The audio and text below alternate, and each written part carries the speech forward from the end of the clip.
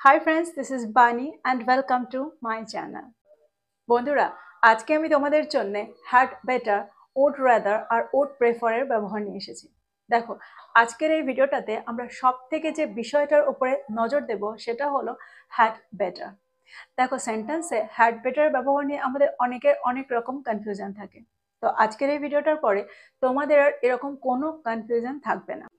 দেখো, হ্যাড বেটারের ব্যবহার আমরা প্রায় হতে শুনি, আর প্রায় কনফিউজড হয়ে যায় যে সেন্টেন্সে হ্যাড বেটারকে ঠিক কী করে ব্যবহার করা হচ্ছে।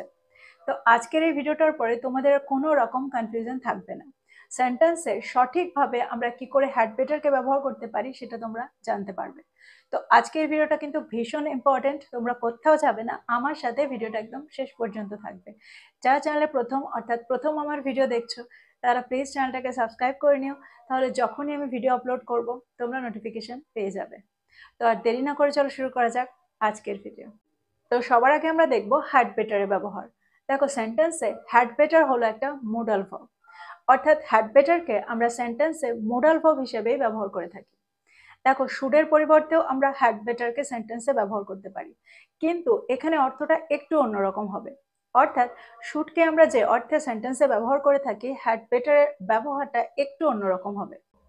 দেখো, হ্যাড বেটারের ব্যবহার আমরা তখনই করতে পারি যখন আমাদের এরকম অর্থ বোঝাতে হবে যে তোমার এই কাজটা করে নেওয়াটা উচিত, না হলে কিন্তু পরিণতি খারাপ হতে পারে। এই কাজটা তোমার করে নেওয়াটা ভালো, না হলে কিন্তু পরিণতি খারাপ হতে পারে। তো এরকম যখন কোনো অর্থ আমরা বোঝাতে চাই তখন আমরা হ্যাড বেটারের ব্যবহার সেন্টেন্সে করতে পারি। দেখো, এটারও অর্থ কিন্তু উচিত, কিন্তু আমরা এর পেছনে একটা রিজন বলে দিচ্ছি, অর্থাৎ এই কাজটা না করলে কিন্তু পরিণতিটা খারাপ হবে। সেন্টেন্স দেখার আগে তোমাদের একটা জিনিস এখানে জেনে নেওয়া দরকার। দেখো, হ্যাড বেটারের ব্যবহার আমরা প্রেজেন্ট টেন্সে বা ফিউচার টেন্সে করে থাকি। অর্থাৎ যখন আমরা বর্তমান বা ভবিষ্যতের কোনো কথা বোঝাতে চাইবো তখন আমরা হ্যাড বেটারকে ব্যবহার করতে পারি। কিন্তু এই ব্যাপারটাকে দেখলে, অর্থাৎ হ্যাড বেটারকে দেখলে তোমরা হয়তো ভাববে যে হ্যাড বেটারকে আমরা পাস্ট টেন্সে ব্যবহার করে থাকি, কিন্তু সেটা নয়। আর আমরা শুডকে সেন্টেন্সে যেরকম ভাবে ব্যবহার করে থাকি ঠিক সেরকম ভাবেই হ্যাড বেটারকেই সেন্টেন্সে ব্যবহার করব, অর্থাৎ স্ট্রাকচারটা কিন্তু একই রকম থাকবে। আমরা হ্যাড বেটারের পরে কখনোই টু এর ব্যবহার সেন্টেন্সে করব না, আর শুডের মতোই হ্যাড বেটারের পরে আমরা সব সময় একটা ফার্স্ট ফর্মের ব্যবহারই সেন্টেন্সে করব ভার্বের। অর্থাৎ এখানে ভার্বের ফার্স্ট ফর্মের ব্যবহার হবে শুড বেটারের পরে। এক্সাম্পল দেখো, এবার আরো ভালো করে বুঝতে পারবে। যদি আমি বলি তাকে কঠোর অধ্যয়ন করলে ভালো হয় যদি সে পরীক্ষাটায় পাশ করতে চায়। দেখো, সেন্টেন্সের পেছনে অর্থটা বোঝার চেষ্টা করো। আমরা এরকম অর্থেই বলতে চাইবো যে হয়তো সে পরীক্ষায় আগে ফেল করে বসেছেন, অর্থাৎ আগে হয়তো কয়েকটা পরীক্ষায় সে উত্তীর্ণ হতে পারেনি। আর তাই আমি এখন বলছি যে তাকে কঠোর অধ্যয়ন করলে ভালো হয়, অর্থাৎ তাকে কঠোর অধ্যয়ন করতে বলো, না হলে কিন্তু সে এবারও পরীক্ষায় ফেল করবে। তো এরকম অর্থেই কিন্তু আমরা সেন্টেন্সে এই স্ট্রাকচারটা হ্যাড বেটারের ব্যবহার সেন্টেন্সে করব। তো সেন্টেন্সটা কি হবে? She had better study hard if she wants to pass the exam. She had better study hard if she wants to pass the exam. তো তোমরা বুঝতে পারছো সেন্টেন্সটাকে আমরা কিভাবে তৈরি করছি আর কোন অর্থে তৈরি করছি। সেন্টেন্সটাকে খুব ভালো করে দেখলে তোমরা বুঝতে পারবে সেন্টেন্সে আমরা ঠিক যে স্ট্রাকচারে শুডকে ব্যবহার করি ঠিক সেভাবেই কিন্তু আমরা হ্যাড বেটারকে সেন্টেন্সে ব্যবহার করেছি। অর্থাৎ হ্যাড বেটারের পরে কিন্তু আমরা ভার্বের ফার্স্ট ফর্মের ব্যবহার এখানে করেছি। আমার মনে হয় এবার তোমরা খুব ভালো করে বুঝতে পারলে সেন্টেন্সে আমরা হ্যাড বেটারকে কি করে ব্যবহার করছি। এবার আমরা আরো কিছু এক্সাম্পল দেখব যার মধ্যে দিয়ে আরো ভালো করে বোঝার চেষ্টা করব। রাস্তাটা পার হওয়ার সময় আমাদের সাবধান থাকলে ভালো হয়। We had better be careful while crossing the road. We had better be careful while crossing the road. দেখো, এরকম সেন্টেন্স আমরা প্রায় বলে থাকি। ধরো তুমি রাস্তা দিয়ে যাচ্ছ কানে ইয়ারফোন দিয়ে, আর তখন একটা বাইক এসে প্রায় তোমাদেরকে বলে থাকবে যে রাস্তাটা পার হওয়ার সময় একটু সাবধান থাকলে ভালো হয়, তা না হলে কিন্তু একটা অ্যাক্সিডেন্ট হয়ে যাবে। তো এখানে একটা রেজাল্ট বুঝিয়ে দেওয়া হচ্ছে যে এটা করো, না হলে কিন্তু এর পরিণতিটা খারাপ হতে পারে। আর ঠিক এরকম অর্থেই আমরা সেন্টেন্সে হ্যাড বেটারকে ব্যবহার করতে পারি। আরো একটা এক্সাম্পল দেখো, সে যা বলেছিল তার জন্য তাকে ক্ষমা চেয়ে নিলে ভালো হয়। সেন্টেন্সটা কি হবে? She had better apologize for what she said. She had better apologize for what she said. রাতের খাবারের আগে তুমি তোমার বাড়ির কাজ শেষ করলে ভালো হবে। দেখো, এরকম কথা আমরা প্রায় শুনে থাকি। হয়তো পরের দিন সকাল থেকে অনেকগুলো কাজ পড়বে, আর ঠিক সেই কারণে রাতের খাবারের আগে সমস্ত কাজগুলো, সমস্ত বাড়ির কাজগুলো শেষ করে ফেললেই ভালো হবে। তো করা উচিত এরকম অর্থেও কিন্তু আমরা সেন্টেন্সে হ্যাড বেটারকে ব্যবহার করে থাকি। তো সেন্টেন্সটা কি হবে? You had better finish your homework before dinner. You had better finish your homework before dinner. তো তোমরা বুঝতে পারছো সেন্টেন্সে আমরা হ্যাড বেটারকে ঠিক কি অর্থে ব্যবহার করছি। এবার আমরা দেখব হ্যাড বেটারকে আমরা নেগেটিভ সেন্টেন্সে কি করে ব্যবহার করতে পারি। দেখো, যখন আমরা হ্যাড বেটারের ব্যবহার নেগেটিভ সেন্টেন্সে করব, তখন কিন্তু কখনোই আমরা হ্যাডের পরে নটের ব্যবহার সেন্টেন্সে করব না। আমরা সবসময় হ্যাড বেটারের পরে নটের ব্যবহার সেন্টেন্সে করব, অর্থাৎ হ্যাড বেটার নট। সেন্টেন্স দেখো, তোমরা আরো ভালো করে বুঝতে পারবে। আজ মিটিংয়ে দেরি করে না পৌঁছালেই তোমার ভালো হবে, বা আমরা এটাও বলে থাকি যে আজ মিটিংয়ে দেরি না করলেই তোমার ভালো হবে। সেন্টেন্সটা কি হবে? You had better not be late for the meeting today. You had better not be late for the meeting today. দেখো, এরকম সেন্টেন্স আমরা প্রায় শুনে থাকি। যখন কোনো এমপ্লয়ার কোনো এমপ্লয়িকে বলে থাকে যে আজকের মিটিংয়ে যদি দেরি করে পৌঁছাও তাহলে কিন্তু খুব খারাপ হবে। আরেকটা এক্সাম্পল দেখো, তারা তাদের বাবা মাকে মিথ্যে না বললেই ভালো হবে। সেন্টেন্সটা কি হবে? They had better not lie to their parents. They had better not lie to their parents. তুচ্ছ বিষয়ে আমরা তর্ক করে সময় নষ্ট না করলেই ভালো হয়। সেন্টেন্সটা কি হবে? We had better not waste time arguing over trivial matters. We had better not waste time arguing over trivial matters. তো তোমরা বুঝতে পারছো এই সেন্টেন্সগুলোর মধ্যে দিয়ে আমরা কত সহজেই হ্যাড বেটারকে সেন্টেন্সে ব্যবহার করতে পারি, আর নেগেটিভ সেন্টেন্সেও কি করে ব্যবহার করতে পারি। আমার মনে হয় এই পর্যন্ত তোমরা খুব ভালো করে বুঝতে পারলে। এবার আমরা দেখব ইন্টারোগেটিভ সেন্টেন্সে আমরা হ্যাড বেটারকে কি করে ব্যবহার করতে পারি। দেখো, ইন্টারোগেটিভ সেন্টেন্সে আমরা যখন হ্যাড বেটারের ব্যবহার করব তখন আমরা হ্যাডকে আগে নিয়ে আসব, আর তারপরে সাবজেক্টের ব্যবহার আমরা সেন্টেন্সে করব, আর তারপরে করব বেটারের ব্যবহার, অর্থাৎ হ্যাড প্লাস সাবজেক্ট তারপরে বেটার। আমরা শুরুটা সেন্টেন্সটাকে এরকম ভাবে, যদি আমি বলি তার ভুলের জন্য তাকে ক্ষমা চেয়ে নিলে ভালো হয় কি, তাহলে সেন্টেন্সটা কি হবে? Had she better apologize for her mistakes? Had she better apologize for her mistakes? তো তোমরা বুঝতে পারছো আমরা সেন্টেন্সটাকে ঠিক কি করে তৈরি করছি।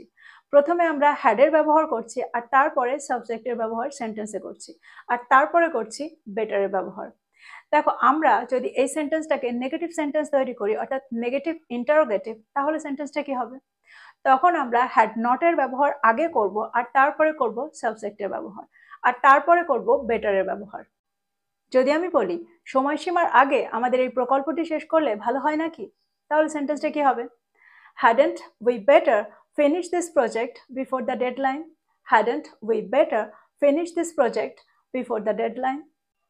মিটিংয়ে তোমার আচরণের জন্য তোমাকে ক্ষমা চেয়ে নিলে ভালো হয় নাকি, সেন্টেন্সটা কি হবে? Hadn't you better apologize for your behavior at the meeting? Hadn't you better apologize for your behavior at the meeting? তো সেন্টেন্সটাকে খুব ভালো করে দেখলে তোমরা বুঝতে পারবে সেন্টেন্সে আমরা হ্যাড নটকে আগে নিয়ে এসেছি, যেটাকে আমি হ্যাডন্ট বলছি, আর তারপরে সাবজেক্টের ব্যবহার আমরা সেন্টেন্সে করব, তারপরে করব বেটারের ব্যবহার।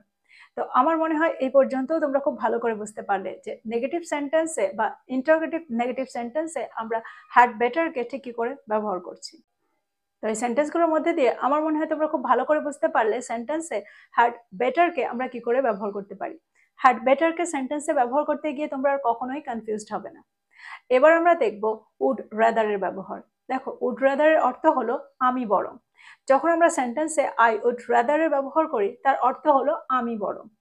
তো যখন আমরা আমি বরং এটা করব ওটা না করে, আমি বরং বাড়িতে থাকবো বাইরে না গিয়ে, এরকম অর্থের সেন্টেন্সে আমরা উড রাদারকে ব্যবহার করতে পারি। এবার এক্সাম্পল দেখো, তোমরা আরো ভালো করে বুঝতে পারবে। যদি আমি বলি আমি আজ রাতে বাইরে না গিয়ে বাড়িতে থেকে বরং একটা বই পড়বো, সেন্টেন্সটা কি হবে? I would rather stay home and read a book than go out tonight. I would rather stay home and read a book than go out tonight. আমি বরং হরর মুভির চেয়ে একটা কমেডি দেখব, বা আমরা এটাও বলতে পারি আমি বরং হরর মুভির চেয়ে একটা কমেডি দেখতে পছন্দ করব। সেন্টেন্সটা কি হবে? I would rather watch a comedy than a horror movie. I would rather watch a comedy than a horror movie.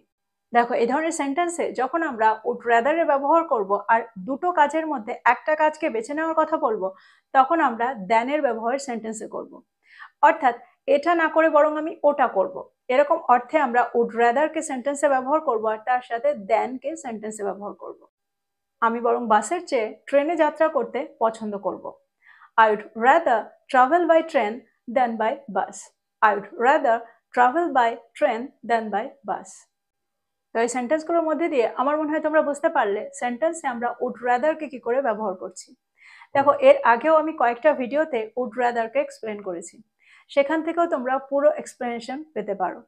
আজকে আমি খুব বেশি করে এটাকে এক্সপ্লেন করছি না। এবার আমরা দেখব সেন্টেন্সে উড প্রেফারকে কি করে ব্যবহার করা যায়, অর্থাৎ এবার আমরা উড প্রেফারের ব্যবহার দেখব। দেখো উড প্রেফারের অর্থ হলো পছন্দ করব, অর্থাৎ আমি এটা না করে এটা করতে পছন্দ করব, এরকম অর্থে আমরা সেন্টেন্সে উড প্রেফারকে ব্যবহার করতে পারি।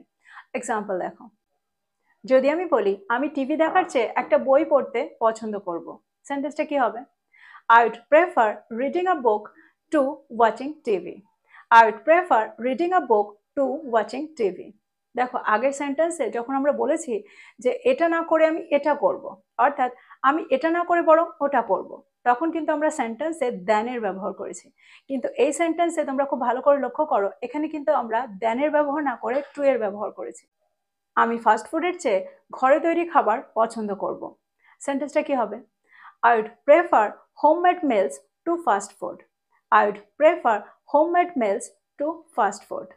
দেখো এখানেও কিন্তু আমরা টু এর ব্যবহার করেছি সেন্টেন্সে যখন আমরা বোঝাতে চাচ্ছি যে এটা না করে এটা করব, এটা না খেয়ে এটা খাবো, তখন কিন্তু আমরা দ্যানের ব্যবহার না করে টু এর ব্যবহার সেন্টেন্সে করব।